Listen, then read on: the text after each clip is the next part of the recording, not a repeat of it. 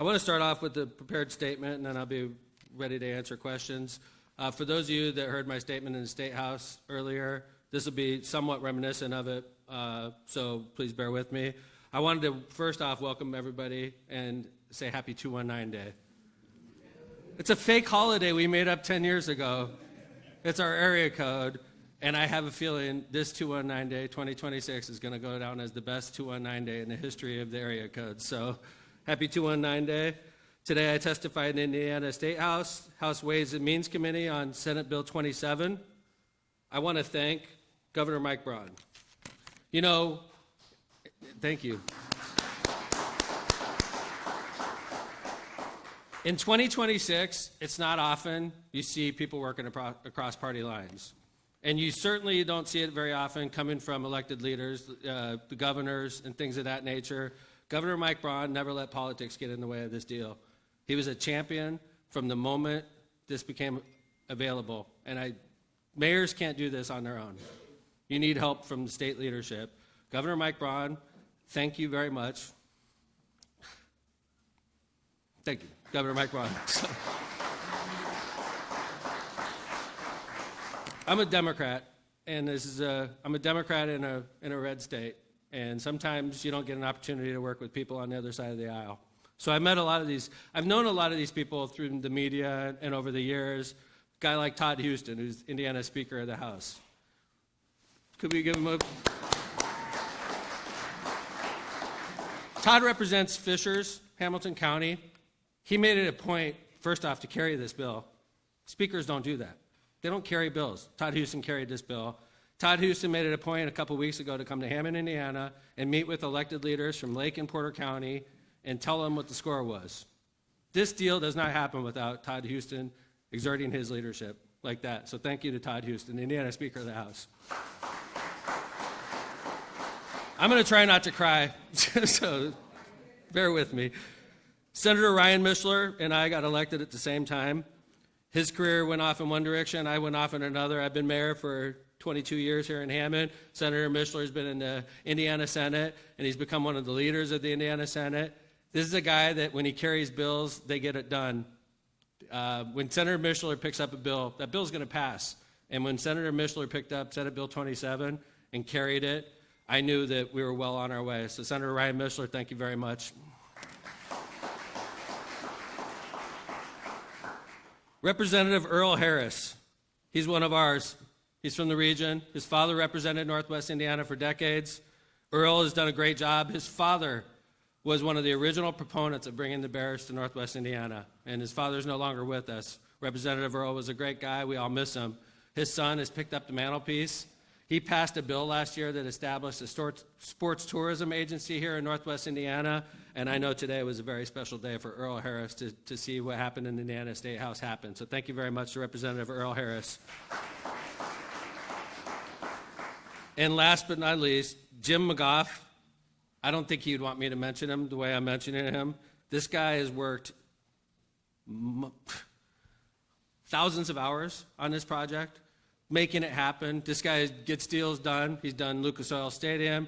Jim McGough, this deal does not happen without his leadership and the leadership of the Indiana Finance Authority. So thank you very much to Jim McGough as well.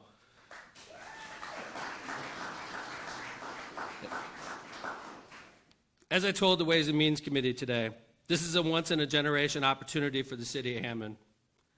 Hammond is ready to partner with the state and the Chicago Bears and do whatever it takes to make this project a success and to welcome the Bears to Hammond, Indiana. The Ways and Means Committee voted 24-0 today to advance this bill. I've been watching the General Assembly my whole career. You can't get 24 state reps to agree on many things. They agreed today, Republicans and Democrats alike, to spend billions of dollars in Hammond, Indiana, to bring a multi-billion-dollar, world-famous NFL franchise to our state, making us one of the few states in the country with 2 NFL teams. Indiana's headed in the right direction, and I want to thank every member of the Ways and Means Committee today for doing what they did. The move by the state of Indiana and the Bears tells the rest of the country that Indiana is not just keeping up, it's leading. Although the location has not been determined, we're not going to talk about that because it's not me to talk about it. This is the Bears project, and when they're comfortable and ready to talk, they're going to talk about it. But basically, Senate Bill 27 is important to the city of Hammond because it defined the term city as the city of Hammond, Indiana. I know we've seen a lot of proposals coming from other municipalities and even other states that decided to jump into this ordeal. All along, we knew that Hammond was the chosen location, but we couldn't say anything. Today, I was finally freed, and Senate Bill 27 defined the term as city. And those of you that know me know I like to talk. So the past couple months has been really hard on me, so I'm finally free, and thank you all for coming. But it lays out a solid frame. Senate Bill 27 also lays out a solid framework for the state's commitment to bringing the Bears to Hammond.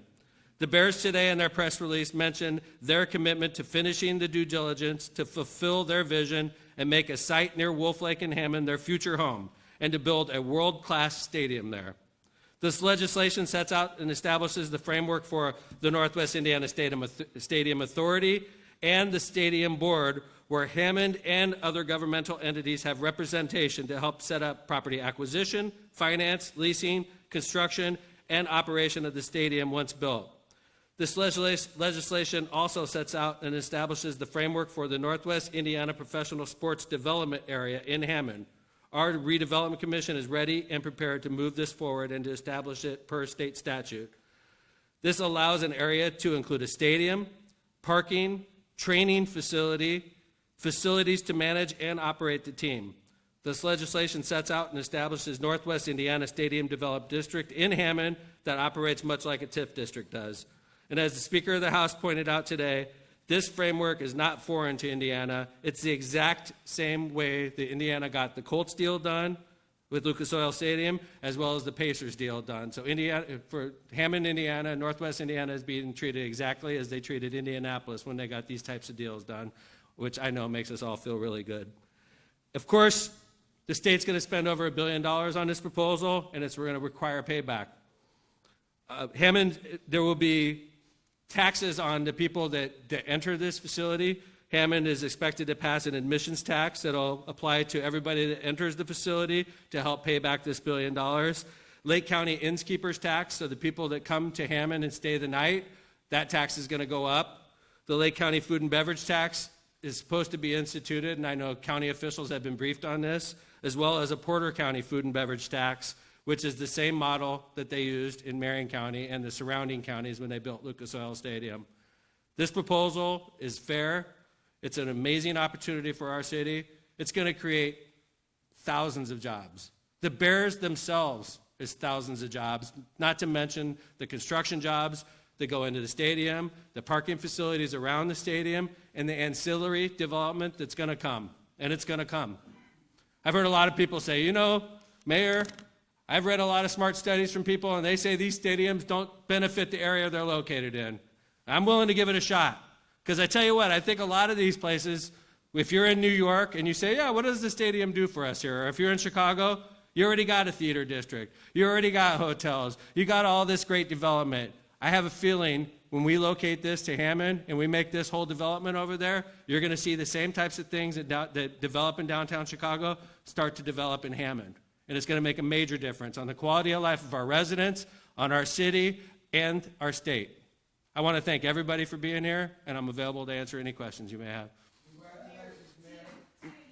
Thank you, thank you, thank you. This is a happy day. Thank you guys for being here. So I'm going to get your questions, I promise. So, yes, ma'am. Thank you, ma'am. Hi.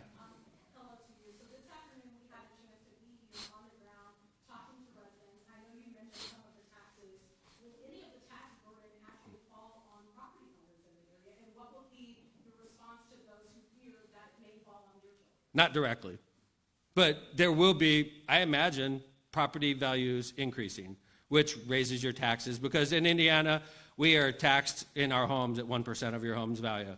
So if you have a $100,000 home, you get property taxes of $1,000 a year. If your home increases in value to $200,000, your taxes are going to go up to $2,000.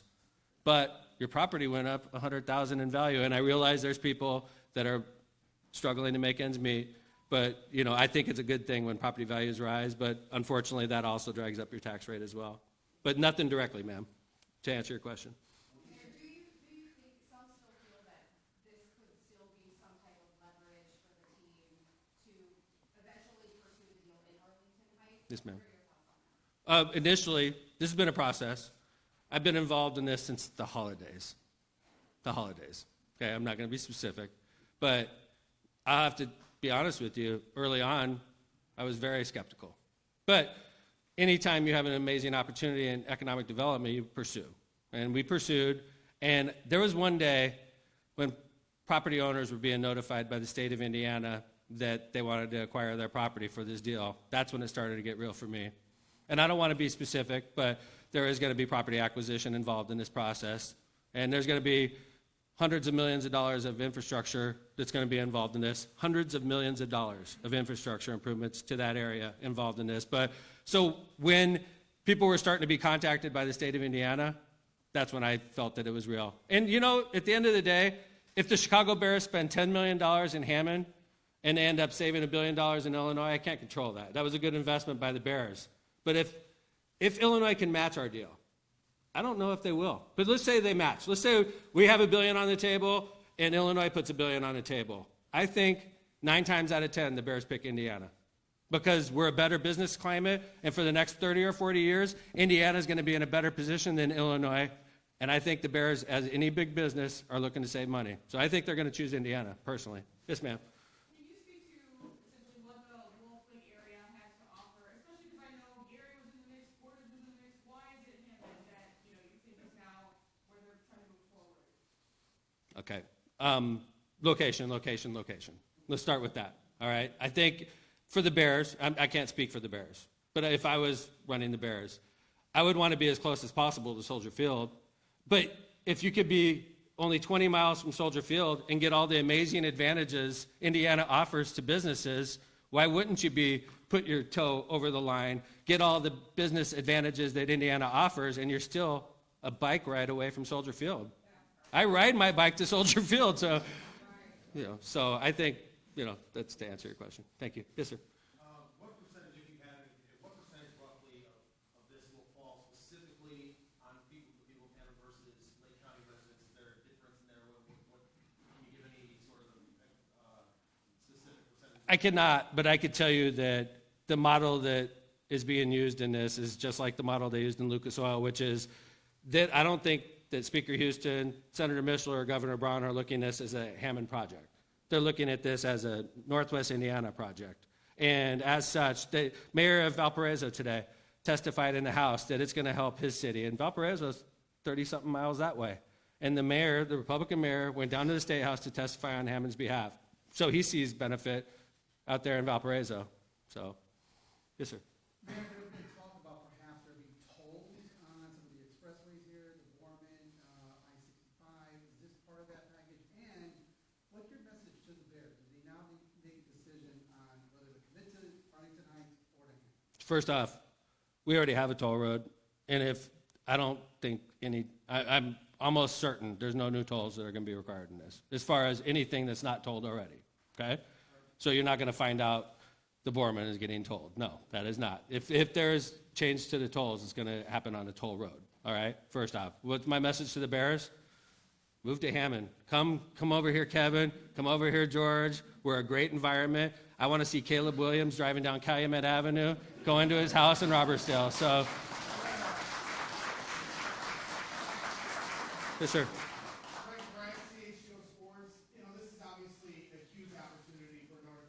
Yes, sir. And their residents. But I'm curious, the fan side of it, Chicago Bears fans that may not have been expecting this to be a reality. What would you say to Bears fans that you have to reach your hand across and invite them over to our area? We're closer. I think for if you're on the south side of Chicago, they should be applauding this move because Arlington Heights isn't close to, and there's hundreds of thousands of Bears fans here in Northwest Indiana. I'm one of them. Arlington Heights that's a haul. And I mean, it's discouraging to hear, to me, it's discouraging to hear the Bears even considering Arlington Heights. I think if you're in downtown Chicago or on the south side of Chicago, they should be applauding this move because we're going to be much closer to you, the fan, than if the Bears moved to Arlington Heights. Thank you. Yes, ma'am. In the back. Will the residents of Water Garden be affected? No, ma'am. Easy answer. No, ma'am. Thank you. That was, yes, sir.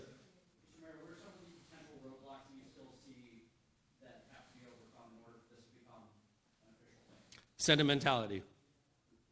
It's a big decision for the Bears. You know, I mean, the San Francisco 49ers play in Santa Clara, right? The Dallas Cowboys play in Arlington, all right? The Kansas City Chiefs just moved to Kansas City, Kansas, right?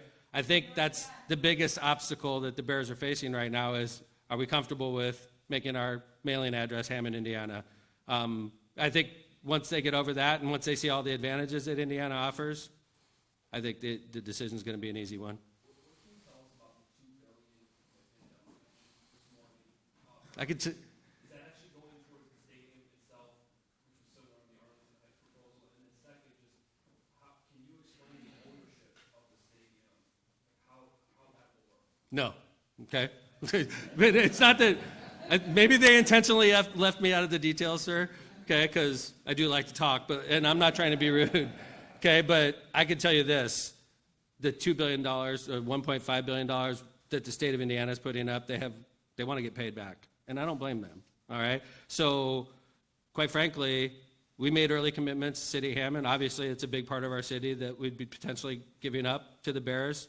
Those were our commitments early on. Once the state realized we were serious, that we were good partners for them, they started negotiating these types of details, sir. And quite frankly, I don't feel it's my place if I'm not writing a check to be involved in that, you know? But I'm super happy that the state chose us. It's one of the most amazing, I've been married 22 years. This is the most amazing day of work I've ever had. So, thank you. Yeah, John? Can you characterize your involvement in your discussions with the Bears themselves? Sure. First off, I'm a fan. So, meeting people, talking to people about moving to your city, people that you see on TV, it took a couple seconds to get over that. So, but I think I think the Bears are frustrated with what's going on in Illinois. I really do. I feel like they're tired of asking and being vilified. It hit me. I went to the playoff game. I was at the Bears-Packer game, and we were singing the fight song because we won that game. It was a good one. And when we were singing the fight song, you get to that part, it says, the pride and joy of Illinois. And I was thinking to myself, because I'd met with the Bears ownership by then, and I was thinking to myself, they're not being treated like the pride and joy of Illinois. And I think that's a good way to sum up, in my impression, how they feel. It's just, I think they're sick and tired of it. They're sick and tired of the runaround. They are a world-class organization, and they can't get the deal done in their home state. And as soon as they come to Indiana, they get a unanimous vote, Republicans and Democrats, out of the House Ways and Means Committee. It's night and day, the treatment that the Bears are receiving in Indiana versus the treatment they're getting in Illinois, sir. Yes, sir. Oh. Gary Airport's about 5 miles that way. It's I